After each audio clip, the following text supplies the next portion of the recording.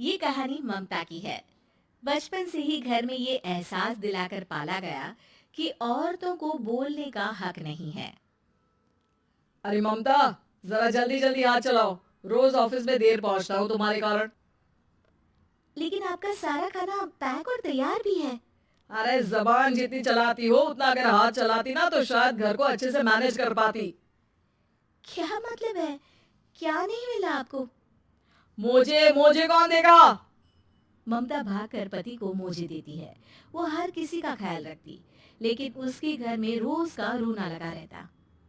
अरे माँ, आज स्कूल में टीचर ने मुझे फीस के लिए डांटा। माँ, मुझे अच्छा नहीं लगता कि स्कूल में फीस के पैसों के लिए मुझे कोई भी बात सुनाए। अरे पर बेटा, ये तो पापा करते हैं ना, सारा ऑनलाइन। मुझे तो इसकी जानकारी भी नहीं है। हाँ हाँ, बना लो बच्चों के सामने मुझे बुरा। अरे करता तो मैं ही हूँ, माना, लेकिन मुझे कोई सपना थोड़ी ना आएगा कि बच्चों की फीस जमा करनी है। अरे बताओगी तो तुम ही ना। ममता की अब ये आदत में शुमार हो चुका था। वो हमेशा हर बात के लिए खुद को ही दोषी मानती। एक दिन वो पड़ोस की दोस्त से कहती है, समझ नहीं आता यार, मैं इतनी डम कैसे हो सकती हूँ। बात तो सही भी है ना। अब पति बेचारा नौकरी करे, पैसे कमाए, या फिर ये देखे कि बच्चों की फीस का वक्त है। क्या करूँ यार। पता नहीं, मेरे पति तो सारा काम खुद ही करते हैं।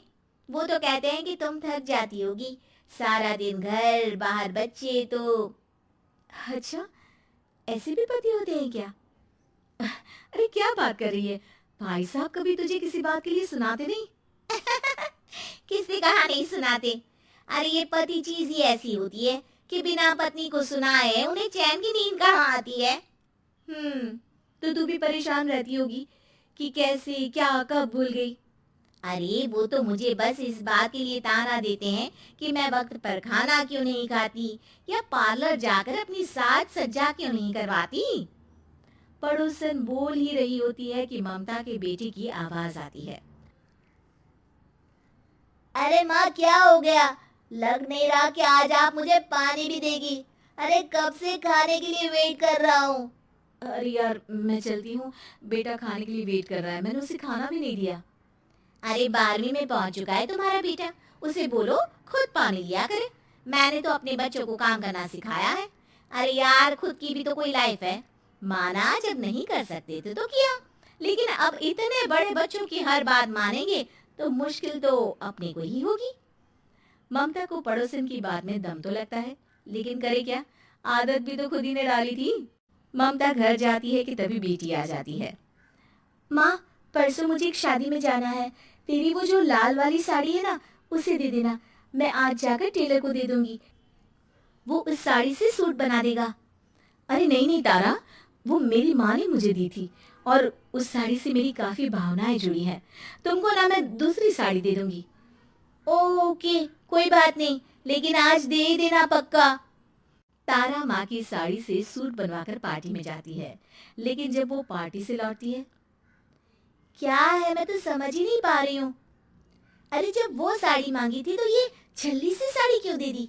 मैं ही पागल थी जो इस साड़ी का सूट बनवा लिया मैंने। माँ, जानती भी हो कि कॉलेज में मेरी कितनी हंसी उड़ी। तभी वहां ममता का पति सुनील आ जाता है। अरे गवार औरत, जब बेटी साड़ी मांग रही थी तो दे देती ना। अरे पापा, इनके तो इमोशंस जुड़े थे उस साड़ी से। ममता इतने सब के बाद भी कुछ नहीं बोलती। मेरी बेटी की बेइज्जती हो गई, मैं बिल्कुल बर्दाश्त नहीं कर सकता ये। मैं नहीं चाहता कि मेरी बेटी से कोई भी ज्यादा सुंदर लगे पूरे कॉलेज में। जी, वो पढ़ने में तारा बिल्कुल अच्छी नहीं है, उसकी पढ़ाई पर आप ध्यान दीजिए ना। अच्छा, अब तुम मुझे बताओगी कि मुझे किस पर ध्यान देना और किस पर नहीं। रमेश जैसा ही ये वाक्य पूरा करता है, ममता की बेटी और पति उस पर जोर जोर से हंसते हैं। अरे ठीक है ना, पता ही नहीं चला कि कैसे वक्त इतना बीत गया। अरे कैसे पता चलेगा माँ, हम लोगों के पीछे जो तू बैताल की तरह चिपकी रहती थी, तुझे कैसे वक्त का पता चलता। ममता को पहले सास ससुर, फिर पति और बच्चों की तरफ से इस तरीके की बातें सुनकर उसका मन बहुत दुखी रहता था। एक दिन, सुनो ना, बहुत दिनों से कमर के नीचे बहुत दर्द रहता है। कल मैंने देखा तो एक फोड़ा था। अरे ममता, एक बार अपने पति से बात करो, वो तुम्हारा फोड़ा डॉक्टर को दिखा देंगे। अरे नहीं नहीं, वो तो गुस्सा हो जाएंगे। अरे क्यों गुस्सा हो जाएंगे? तुमको दर्द है? हाँ, लेकिन वो यही बोलेंगे कि ऑफिस जाऊं या फिर तुम्हें लेकर डॉक्टर के पास। तो बेटे से ही बात कर ले। अरे वो तो मैं कर लूं, लेकिन फोड़ा है ऐसी जगह कि उसे बताते मुझे शर्म आएगी। लेकिन कुछ ना कुछ तो करना जरूरी है ना। ऐसे कब तक फोड़े के दर्द से तड़पती रहेगी? अब तो सोच रही हूँ कि इनसे बात कर ही लूं, वरना दर्द के मारे कहीं मर ना जाऊं। लेकिन शाम को, ममता, क्या किया तुमने आज? खाने के डिब्बे में कैसा खाना दिया था? दाल खराब हो गई थी। कब की थी? दाल तो मैंने सुबह ही बनाई थी, खराब कैसे हो गई? अच्छा सुनिए ना, मुझे कहना है कि अरे गरम दाल बंद करोगी तो ऐसा ही होगा ना। बेइज्जती हो गई सबके सामने मेरी। ऑफिस वालों ने ऐसा मजाक उड़ाया कि क्या बोलूं। कल से ठीक से खाना देना है तो देना, वरना खाना देना बंद कर देना। बाहर खा लूंगा मैं। ममता, जो पति से अपनी परेशानी बताने वाली थी, वो अब ये सोचने लगती है कि कल से पति को खाने में क्या दे। अगले दिन ममता थकी थकी सी हालत में, आप लोगों के लिए नाश्ता बना दिया है, खाना बनाने की हिम्मत नहीं है आज तो। रात भर सोकर थक गई है ना, इसीलिए तो खाना नहीं बना सकती।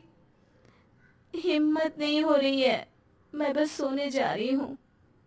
बस मैडम को सोने का बोल दो, फिर देखो कैसे सोती रहती है।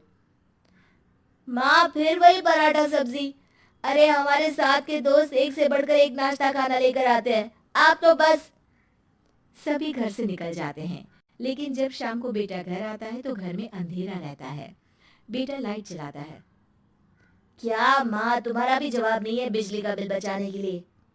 वो बोल ही रहा होता है कि सामने माँ जमीन पर लेटी मिलती है। वो उसके पास जाता है। अरे माँ, क्या हो गया माँ? तभी वहां पड़ोसन आती है।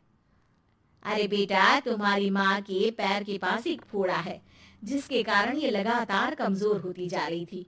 मैंने उसे पहले ही कहा था कि घर में बता दो, लेकिन तुम्हारी माँ किसी को तंग करना नहीं चाहती थी। तभी वहां डॉक्टर आ जाता है। अरे इनके ऑर्गन में दिक्कत है, कोई बात है जो इनके मन में खटक रही है। अरे नहीं नहीं, इसके मन में कोई बात नहीं है, कोई काम है नहीं ना इसके पास, सारा दिन बस घर में ही रहती है। देखिए, मैं तो ये नहीं जानता, लेकिन हाँ, इनके मन में हमेशा कोई बात रह जाती होगी, इसलिए उनकी ये हालत है। अगर आप समय से नहीं ले आते तो हो सकता था कि। अरे नहीं नहीं डॉक्टर साहब, हम पूरी कोशिश करेंगे कि वो ठीक हो जाए। हम लोगों ने अपनी ही परेशानी माँ के सामने रखी, लेकिन किसी ने माँ की दिक्कत को जानने की कोशिश तक नहीं की। हाँ, मैंने भी ममता को हमेशा घरेलू जरूरत से ज्यादा काम का नहीं सोचा था। ममता को होश आता है और वो खुद को अपने बेडरूम में देखती है। वो उठने की कोशिश करती है कि माँ, अब आप नहीं उठेंगी, हम लोग है ना, हम लोग आपको पूरी तरह से खुश रखने की कोशिश करेंगे।